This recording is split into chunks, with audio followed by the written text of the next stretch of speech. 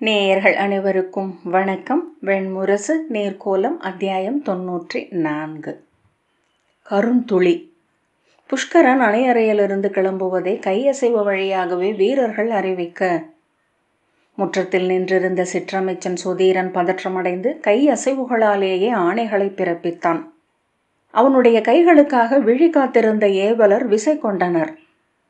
ஓசையில்லாமல் அவர்கள் கைகளால் பேசிக்கொண்டபடி அங்கும் இங்கும் விரைந்தனர். அரசன் செல்வதற்காக 7 புறவிகள் வாயிலில் கொண்டு வந்து நிறுத்தப்பட்டன. காவலர்கள் ஓசையில்லாமல் வேல்களை ஏந்தி விரைப்பு கொண்டு நின்றனர்.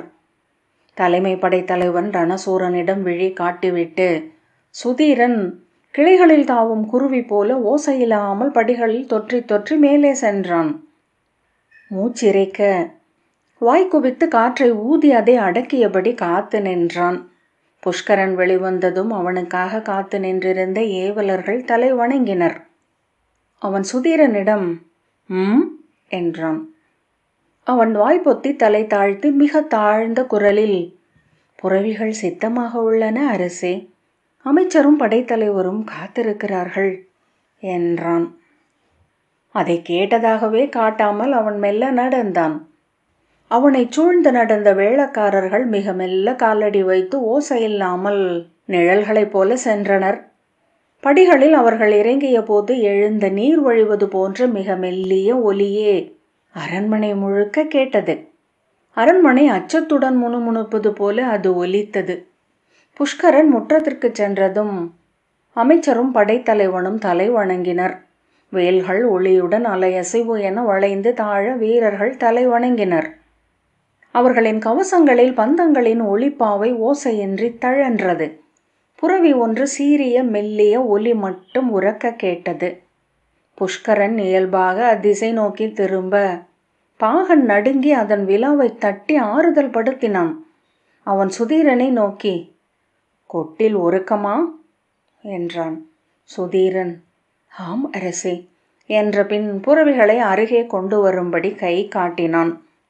புஷ்கரன் களைத்து தசைவளையங்கள் விழுந்த பழுத்த விழிகளும் வெளிரிய உடலும் கொண்டிருந்தான். வாயை சுற்றி விழுந்திருந்த அழுத்தமான கோடுகளால் அவன் துயர் கொண்டவன் போல, எதையோ எண்ணிக்கொண்டு தன்னை இழந்தவன் போல தோன்றினான். சில ஆண்டுகளுக்கு முன் தொடங்கி வலுத்து வந்த நரம்பு நோய் ஒன்றினால் அவன் கைகளும் தலையும் மெல்ல நடுங்கிக் கொண்டிருந்தன. முகத்தின் வலப்பகுதி சற்று இறங்கி வாய் இழுபட்டு கோணி இருந்தது. கண்ணத்தசை நீண்டு வலக்கண் தாழ்ந்து அகவைக்கு மிஞ்சிய முதுமையை காட்டியது. அவன் உதடுகளை நோக்கியபடி அனைவரும் காத்து நின்றிருந்தனர். புஷ்கரன் குரல் தாழ்ந்து செல்லத் தொடங்கி நெடுநாட்களாகிவிட்டிருந்தன. நாளுக்கு நாள் அவன் குரல் தணிந்து பல தருணங்களில் உதடசைவினூடாகவே அவன் சொற்களை பெற்றுக்கொள்ள வேண்டியிருந்தது.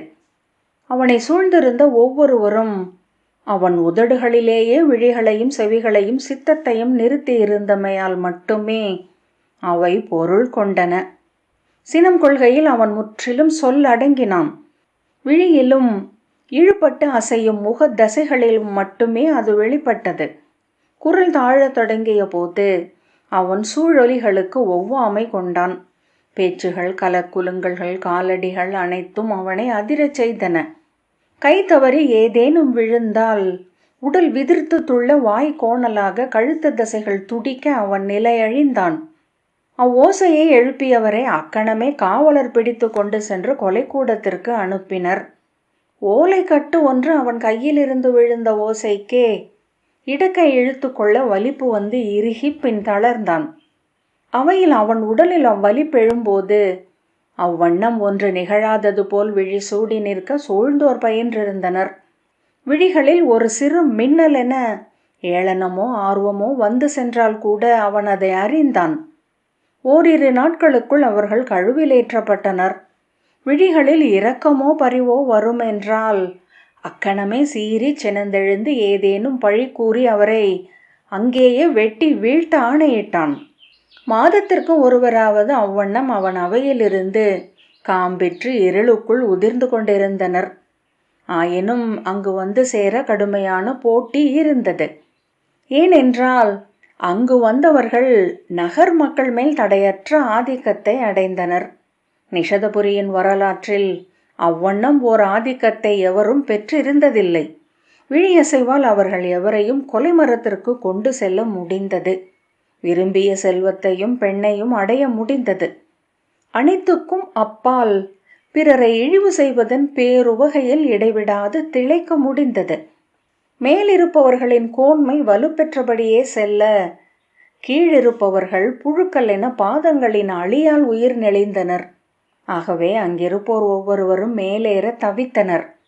பிறர் மேல் ஏறியே அங்கு செல்ல முடியும் என்பதனால் அவர்கள் அனைவரும் பிறரை கண்காணித்தனர், ஒடுக்கினர், அழித்து தங்களை மேலெடுத்து கொண்டனர். மேலும் மேலும் என பொருத்துக்களில் பற்றி விரிசல்களில் காலூன்றி ஏறிக்கொண்டே இருந்தனர். ஏறிக்கொண்டிருக்காதவர்கள் அழிக்கப்பட்டனர். அரண்மனையில் மரத்தரைகள் எங்கும் மெத்தை விரிப்பு போடப்பட்டது. கதவு குடுமிகள் வெண்கலமாக்கப்பட்டன. ஒவ்வொரு நாளும் அவற்றில் ஆமணக்கு உயவு ஊற்றப்பட்டது. அத்தனை கலங்களும் மர உரிகளால் உரையிடப்பட்டன. மென்தோல் காலணிகளை ஏவலரும் அணிந்தனர். வாள்களும் வேல்களும் ஒன்றுடன் ஒன்று முட்டாமல் எப்போதும் கைகளால் பற்றப்பட்டிருந்தன. பேச்சுக்கள் ஒலியடங்கின. அவ்வாறு உருவான அமைதி ஒவ்வொரு குரலையும் பெருக்கி காட்டியமையால் அவர்கள் மேலும் ஒலி அவிந்தனர். பின்னர் மூச்சொலிகளும் எழாமல் முற்றமைதியில் அரண்மனை புதைந்தது. நாளடைவில் சூழலின் அமைதி ஒவ்வொருவர் உள்ளத்திற்குள்ளும் நுழைந்தமையால் இயல்பாகவே எவரும் பேசாமலானார்கள். தங்கள் தனி அறைகளிலும் தோட்டங்களிலும் கூட அரண்மனை ஏவலரும் வீரரும் சொல்லின்மையில் மரங்களும் செடிகளும் போல அமர்ந்திருந்தனர். கிளை அசைவால் இலையுலைவால் பேசிக்கொண்டனர். எப்போதேனும் பேச நேர்கையில் கூட நெஞ்சுக்குள்ளிருந்து சொற்களை நாக்கில் கொண்டு வருவதற்கு சித்தத்தால் உந்த வேண்டியிருந்தது. அவை உதிரி சொற்களாகவே எழுந்தன. சொற்கூட்டி பேசுவதையே பலர் முற்றிலும் மறந்துவிட்டனர். புஷ்கரன் மிக மெல்லிய குரலில் அந்த வெண்புறவி என்றான். சுதீரன் கை காட்ட பாகன் அந்த வெண்புறவியை கொண்டு வந்து நிறுத்தினான். அதன் சேனத்தில் கால் வைத்து எழுந்து அமர்ந்து கடிவாளத்தை பற்றியபடி அவன் வானை நோக்கினான். அங்கு செல்வதற்குள் விடிவெள்ளி எழுந்துவிடும் அரசே என்றான் சுதீரன்.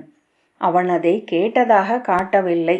அவனிடம் பேசப்படும் சொற்களுக்கு அவன் எந்த எதிர்வினையும் காட்டுவதில்லை.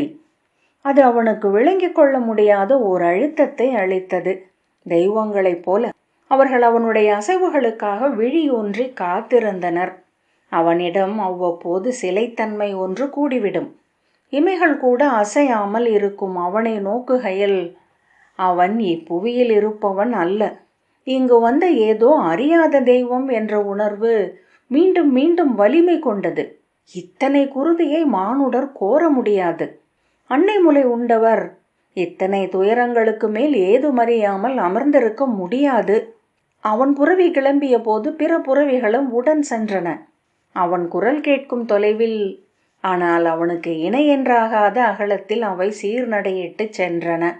கவச காவலர்களும் அகம்படியினரும் சூழ்ந்து வர முழுமையான தனிமையில் புஷ்கரன் சென்றான்.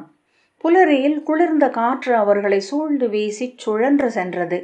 அவனை சூழ்ந்து எப்போதும் கடும் குளிரே இருக்கிறதே என சுதீரன் எண்ணிக்கொண்டான். நளன் காணேகிய போது முதன்மை அமைச்சர் கருணாகரர் அவனுடைய தந்தை நாகசேனரை அமைச்சராக்கிவிட்டு காந்தவம் புகுந்து 41ஆம் நாள் உயிர் துறந்தார். நாகசேனர் 3 ஆண்டுகள் அமைச்சராக இருந்தார். ஒரு நாள் அவரை நெற்றியிலும் தோள்களிலும் இழிமங்கல குறிகள் பொறித்து நாடு கடத்த புஷ்கரன் ஆணையிட்டான். விழி நீருடன் தந்தையை தொடர்ந்து சுதீரனின் தோளில் கையை வைத்து, நாகசேனர், குலமுறைப்படி நீயே இங்கு அமைச்சன். அது நம் முன்னோர் நமக்கு அளித்த கொடை. தவத்தின் பொருட்டு உலகு துறக்கையில் அன்றி வேறெவ்வகையிலும் அதை விலக்க நமக்கு உரிமை இல்லை என்றார்.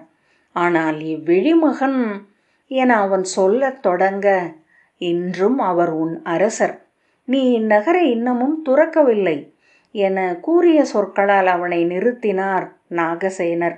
உன் பணியை செய். இது சுட்டு பழுத்த கலம். இதில் நீர் விட்டு கொண்டே இருப்பதே உன் அறம் என்றாகுக. சுதீரன், எத்தனை நாள் தந்தையே என்றான். நெடுங்காலம் அல்ல. அறமன்று ஏதும் மண்ணில் நிலைத்து வாழாது. ஏனென்றால் அது தெய்வங்களுக்கு உகந்தது அல்ல. அன்னையரால் ஏற்கப்படுவது அல்ல, வேதத்துடன் ஒப்புவது அல்ல என்றார் நாகசேனர். பின்னர் சற்று உதடு கோடிய புன்னகையுடன், அத்தனைக்கும் மேலாக அது உலகியல் நலனுக்கே உகந்ததும் அல்ல என்றார். அவன், மக்களை நான் நம்பவில்லை தந்தையே. இன்று வரை அவர்களின் அச்சமும் மிடிமையும் சிறுமதியும் மட்டுமே வெளிப்பட்டுள்ளது என்றான். நம்பியாக வேண்டும். மானுடம் அறத்தில் அமைந்தது. இல்லையேல் இவர்களின் மொழியில் வேதம் எழுந்திருக்காது என்றார் நாகசேனர். ஒரு துளியென அறம் எஞ்சி இருக்கும்.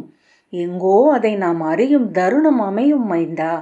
அது விதை எனும் துளி. அச்சூழலின் அழுத்தத்தால் செறிவு கொண்டு வைரம் என்றானது. அதை கண்டடைக. அவன் தலைமேல் கை வைத்து, வைரம் என்பது என்ன? தெய்வங்களின் ஒளியும் கூர்மையும் நஞ்சும் கொண்டெழுந்த கூழாங்கல் என்றார் கசப்புடன். இந்த நெறியின்மைகளுக்கு நான் துணை நின்றாக வேண்டுமா என்ன என்றான் சுதீரன். ஆம், வந்து பிறக்கும் சூழலுக்கு நாம் எவ்வகையிலும் பொறுப்பல்ல. அது முன்வினை. அதை வெல்க. நிகழ்வினையை கடந்து நல்வினையை ஈட்டுவதொன்றே நாம் செய்யக்கூடுவது. இன்று விழித்து காத்திருப்பதே உன் கடன். தாக்கு பிடித்து அங்கிரு. முடிந்தவரை உயிர்களை காப்பதே உன் ஆள்பணி என்று கொள். அதன் பொருட்டு எதையும் செய். தெய்வங்களும் மூதாதையரும் உடன் இருக்கட்டும். வேத சொல் துணையாகட்டும். ஆம், அவ்வாறே ஆகுக என அவன் தலையில் கை வைத்து வாழ்த்துவிட்டு நடந்தகன்றார். அவன் மீண்டு வந்து தன் சிறிய இல்லத்தின் திண்ணையில் தோள் தளர்ந்து தலை குனிந்து அமர்ந்திருந்தான். எதிர்த்திண்ணையில் நூற்றகவை முகிழ்ந்த முதியவரான சாந்தர் அமர்ந்திருந்தார். வெண் கூழாங்கல் விழிகளால் வெறும் நிழலாட்டமென தெரிந்த தெருவை நோக்கி கொண்டிருந்தார். ஒரு காகம் வந்து அமர்ந்து ஐயத்துடன் அவரை நோக்கிய பின் எழுந்து அகன்ற போது முகம் மலர்ந்து தலையாட்டி நகைத்தார். அது மீண்டும் அருகணைந்த போது கை வீசி வா வா என்றார். சுதீரன் எழுந்து தந்தையின் தூக்கு பீடத்திற்கு அடியில் இருந்து சிறு பேழையில் இருந்து பனங்கற்கண்டு துண்டுகளை எடுத்துக்கொண்டு தெருவை கடந்து அவரை அடைந்தான். அவர் அவன் கையைத்தான் நோக்கினார். கற்கண்டுகளை அழித்ததும் இரு கைகளாலும் வாங்கி இரு கன்னங்களிலும் அதக்கிக் கொண்டு கண்களை மூடி அச்சுவையில் மெய் மறந்தார். அவர் கண் முனைகளில் இருந்த பீழையையும் வாய் விளிம்புகளில் இருந்த நுரைக்கோழையையும் அவன் துடைத்தான். பல்லில்லாத வாய் சுருங்கி விரிந்தது. தந்தையே, அந்தணன் தன் குல நெறியின் பொருட்டு மரத்திற்கு துணை நின்றால் பழி சேருமா என்றான் சுதீரன். அவர் ஏன் என்றார். அவன் 4-5 முறை கேட்ட பின்னர்தான் அவர் உள்ளம் அக்கேள்வியை உணர்ந்தது. கல்கண்டுக்களை வாயில் இருந்து எடுத்து மேலாடையால் துடைத்து மடியில் வைத்துவிட்டு, ஆம், வேள்வியின் பொருட்டென்றாலும் தெய்வங்களின் ஆணைக்கிணங்க என்றாலும் அறமில்லாதது பழி சேர்ப்பதே என்றார். சுதீரன் பெருமூச்சு விட்டு தன்னை எளிதாக்கி கொண்டான். மீண்டும் எதையாவது கேட்பதா என்று தயங்கிய பின், ஓர் உயிரை கொன்ற பழியை எத்தனை உயிரை காத்தால் நிகர் செய்ய முடியும்? கற்கண்டு என்றார். அவன் அவர் மடியிலிருந்தே எடுத்து நீட்ட அவர் முகம் மலர்ந்து அதை பிடுங்குவது போல வாங்கி வாயிலிட்டு மென்றார். கண்கள் சொக்கின. அவன் அவர் தொடையை பிடித்து உலுக்கி சொல்லுங்கள் என மீண்டும் கேட்டான். அவர் 1000 கோடி உயிர்களை காத்தாலும் நிகர் செய்ய முடியாது. பசித்த ஒருவனின் அன்னத்தை தட்டிவிட்டவன் 100 பிறவியில் அன்னக்கொடை செய்தாலும் நிகர் செய்தவனாக மாட்டான் என்றார். அவன் எழப்போனான். அவர் கற்கண்டை எடுத்து கூர்ந்து நோக்கி பின்னர் வாய்க்குள் போட்டு, ஆற்றாது சொட்டிய ஒரு துளி விழி நீருக்கு 3 தெய்வங்களும் பொறுப்பேற்க வேண்டும் என்றார். அவர் ஒரு ஓவிய திரைச்சீலை போலவும் அப்பாலிருந்து வேறெவரோ பேசுவது போலவும் தோன்றியது. நெடுநேரம் தயங்கிய பின், தந்தையே, எதன் பொருட்டு ஒருவன் தந்தையின் ஆணையை மீறலாம் என்றான். அவர், எதன் பொருட்டும் அல்ல. அவன் நெஞ்சு திடுக்கிட்டு பின் ஓசையுடன் உருண்டு சென்றது. மூச்சை திரட்டி, அதனால் பழி சேர்ந்தால் என்றான். அது ஊழ். அப்பழியை தானே முழுதேற்றுக்கொள்ள வேண்டும். துறந்து காணேகி தவம் செய்து அதை வெல்ல வேண்டும். அல்லது பிறந்து பிறந்து கரைக்க வேண்டும் என்ற பின், கற்கண்டு என்றார். அவன் இன்னொரு கற்கண்டை அவர் மடியில் இருந்தே எடுத்து நீட்டிய பின் எழுந்து கொண்டான். அவர் அதை வாங்கி கண்ணெதிரே கொண்டு சென்று கூர்ந்து நோக்கி தலையசைத்து புன்னகைத்தார். வாய்க்குள் போட்டுக்கொண்டு கண்களை மூடி மோனத்தில் ஆழ்ந்தார். அவன் நெடுந்தொலைவென தெருவை கடந்து தன் திண்ணையை அடைந்தான். தலைப்பாகையுடன் மறுநாள் அவன் புஷ்கரன் முன் நின்றபோது தனியறையில் உணவருந்தி கொண்டிருந்தவன் நிமிர்ந்து, "தந்தையின் ஆணைப்படி வந்தீரா?" என்றான். "ஆம் அரசே, இது குல நெறி" என்றான் சுதீரன். அவனை சில கணங்கள் நோக்கி நின்ற பின், "நீர் என்னை அழிப்பீர், இக்கணம் அதை நன்குணர்கிறேன். அந்தணன் எடுத்த வஞ்சினத்துடன் போரிட்டு வென்ற அரசர்கள் இல்லை" என்றான். சுதீரன் பேசாமல் நின்றான். "வேதத்தின் மேல் ஆணையாகச் சொல்லும், நான் எண்ணுவது மெய் அல்லவா?" சுதீரன், "ஆம் அரசே, அறத்தின் பொருட்டு உங்களை அழிப்பேன்" என்றான். புஷ்கரன் குருவியின் ஓசையுடன் மிக மெல்ல நகைத்து, "நன்று, எனக்கு அனைத்தும் சலித்து விட்டது. நச்சு பூசிய அம்பையும் அரசநாகத்தையும் ஒருங்கே போட்டு துயில்வதை கூட செய்து பார்த்து விட்டேன். நீர் என் அமைச்சராக இரும். உம்மை வென்றால் அதன் பின் நான் விண்ணளந்தோனை மட்டுமே அறை கூவ வேண்டும்" என்றான். "ஆம் அரசே, இது ஓர் ஆடலென அமைக. ஒன்று மட்டும் நான் உறுதி அளிக்கிறேன், வென்று வாழ மாட்டேன். உங்களுடன் நானும் அழிவேன்" என்றான் சுதீரன். புஷ்கரன் திடுக்கிட்டவன் போல விழி தூக்கி நோக்கினான். முற்றிலும் அயலான ஒன்றை நோக்குவது போல விழி நிலைத்தான். பின்னர் கலைந்து பெருமூச்சுடன் உண்ணத் தொடங்கினான். அரண்மனை முகப்பில் முந்தைய நாள் கழுவேற்றப்பட்ட 7 முகவாய் மார்பில் படிந்திருக்க முடிவிழுந்து முகம் மறைக்க அமர்ந்திருந்தனர். வேலுடன் காவல் நின்றவர்கள் தலை வணங்கினர். கழுவர்களின் கால்களை மட்டும் சுதீரன் நோக்கினான். அவை தொங்குபவை போல இழுபட்டு நீண்டு விரைத்திருந்தன. புஷ்கரன் அவர்களை அறிந்ததாகவே காட்டவில்லை. சாலையை அடைந்ததும் குளிர் காற்று சுழன்றடித்து ஆடையை பறக்கச் செய்தது. புழுதி மனம் நிறைந்திருந்த காற்றுக்கு மேலாடையால் முகத்தை மூடிக்கொண்டான் சுதீரன். சாலைகளின் ஓரங்களில் நடப்பட்ட மூங்கில் தூண்களில் தூக்கிலிடப்பட்டவர்கள் கைகள் பிணைக்கப்பட்டு தொங்கி நின்றனர். தரையிலிருந்து 1/2 அடி உயரத்தில் அவர்களின் கால்கள் நின்றிருக்க வேண்டும் என்பது புஷ்கரனின் ஆணை. சற்று அப்பால் இருந்து நோக்கினால் அங்கே ஒருவர் தலை குனிந்து நிற்பதாகவே தோன்றும். வழிப்போக்கர் தோள் முட்டி கொள்ளவும் நேரும். திடுக்கிட்டு நோக்கினால் குனிந்து தங்களை நோக்கும் அசைவற்ற விழிகளையும் வலித்துச் சிரிக்கும் வாயின் பற்களையும் காண்பார்கள். தூக்கிலிடப்பட்டவர்களை கடந்து சென்று கொண்டே இருந்தனர். அவர்கள் அனைவருமே தலை குனிந்து நின்றனர். பெரும் பிழை ஒன்றை செய்தவர்கள் போல. பிழை செய்யாத எவரேனும் இந்நகரில் இன்று உள்ளனரா என சுதீரன் எண்ணிக்கொண்டான். ஒவ்வொரு கழுவேற்றத்தின் போதும் தூக்கின் போதும் அந்த எண்ணம் எழுந்து வந்தது. ஒவ்வொருவரும் பிறரை காட்டிக் கொடுத்திருந்தனர், கழுவேற்றி இருந்தனர். வஞ்சமும் சூழ்ச்சியும் கொண்ட முகத்துடன் தன் இறப்பை மட்டுமே அஞ்சி இறுதி கணத்தில் நின்றிருந்தனர். இந்நகரில் கொலையாளிகளை கொலையாளிகள் கொள்கிறார்கள். கொலையாளிகள் நாளும் பெருகி கொண்டிருக்கிறார்கள். கொட்டில் முன் வந்து நின்றதும் ஏவலர் அருகே வருவதற்காக புஷ்கரன் காத்திருந்தான். ஒருவன் வந்து முதுகை காட்டியதும் அதை மிதித்து கீழிறங்கி திரும்பி பார்க்க சுதீரன் அருகே வந்து, "ஒருங்கிவிட்டதே என்று சொன்னார்கள் அரசே" என்றான். புஷ்கரன் கை நீட்ட பரிவலன் அருகே வந்து சவுக்கை நீட்டினான். அவன் குறும்பீடத்தில் அமர்ந்ததும் இருவர் காலணிகளை அணிவித்தனர். எழுந்து கைவிரிக்க இடைப்பட்டையை இறுக்கினர். அவன் களமுற்றத்தில் சென்று நின்றான். மறுமுனையில் இருந்த காரகனை இருவர் கடிவாளம் பற்றி அழைத்து வந்தனர். பரிவலரை சிறுவர்களென தோன்றச் செய்யும் அளவுக்கு உயரம் கொண்டிருந்த கரிய புரவி இருளில் மென்மழுப்பாகவே உருத்தெரிந்தது. தலை தூக்கி பெரிய மூக்குத்துளைகள் நெளிய விழிகளை உருட்டியபடி தயங்கிய கால்களை எடுத்து வைத்து வந்தது. "இன்று எந்த உளநிலையில் இருக்கிறான்?" என்று புஷ்கரன் கேட்டான். பரிவலன் அதை கேட்கவில்லை.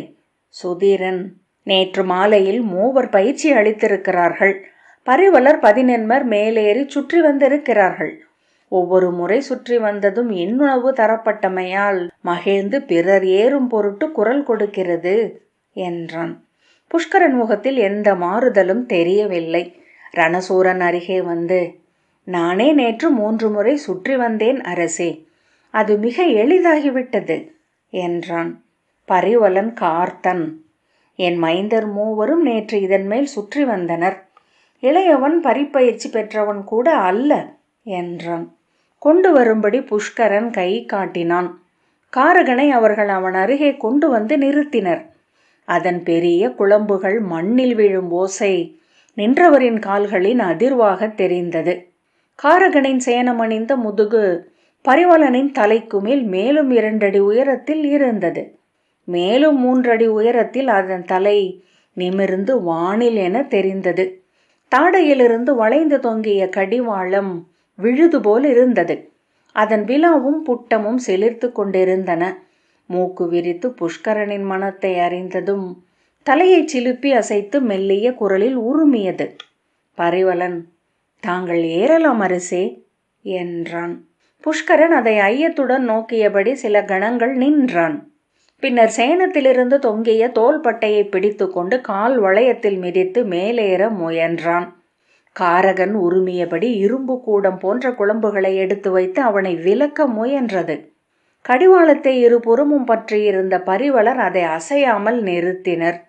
அதன் விழிகள் உருண்டன. மூக்கு சுருங்கி விரிந்தது. குளம்புகளை பொறுமை இழந்து எடுத்து வைத்தது. சேனத்தின் மேல் புஷ்கரன் அமர்ந்து கொண்டதும் கடிவாளத்தை அவனிடம் வீசினர். அவன் அதை பிடித்து கொண்டு புறவியின் கழுத்தை மெல்ல தொட்டான். அவன் தொட்ட இடங்கள் சிலிர்த்து கொண்டன. அதன் விழிகள் உருள்வதைக் கண்ட ரணசூரன் மெல்ல அசைந்தான். சுதீரன் திரும்பியதும் நோக்கை நிலைக்கச் செய்து உறைந்தான். பரிவலர் பிடிவிட்டதும் காரகன் உறக்க கனைத்தபடி துள்ளி சுழலத் தொடங்கியது. சவுக்கால் அதை அரைந்தபடி புஷ்கரன் ஓசையிட்டான். முன்னங்கால்களை தூக்கி காற்றில் வீசி மண்ணில் அறைய ஊன்றி பின்னங்கால்களை உதறி கொண்டது. புஷ்கரன் தூக்கி வீசப்பட்டவனாக காற்றில் எழுந்து மண்ணில் மல்லாந்து விழுந்தான். அவனை நோக்கி சீறியபடி திரும்பிய காரகனை இரு புரவலரும் தாவி பற்றி கொண்டார்கள். அவர்களை தூக்கியபடி அது சுழல அவர்கள் கால்கள் மேல் காற்றில் வீச சுற்றி வந்தனர். ரணசூரன் புஷ்கரனை பற்றி இழுத்து அப்பால் கொண்டு சென்றான். காவலர்கள் வேல்களுடன் புறவியை சூழ்ந்து கொண்டனர். காரகன் சிம்மம் போல முழங்கியபடி பரிவலரை தூக்கிச் சுழற்றியது.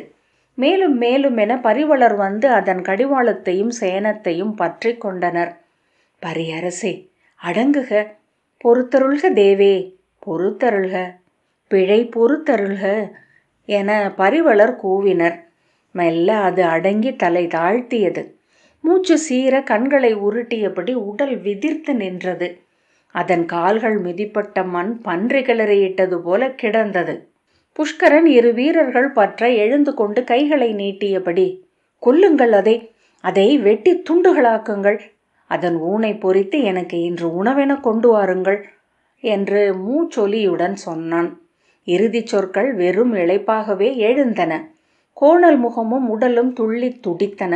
வீரர்கள் வேல்களுடன் காரகனை நோக்கி பாய சுதீரன் புஷ்கரன் அருகே சென்று, அரசே, வேண்டாம், அதை கொள்வது நாமே ஒப்புக்கொள்வது என்றான்.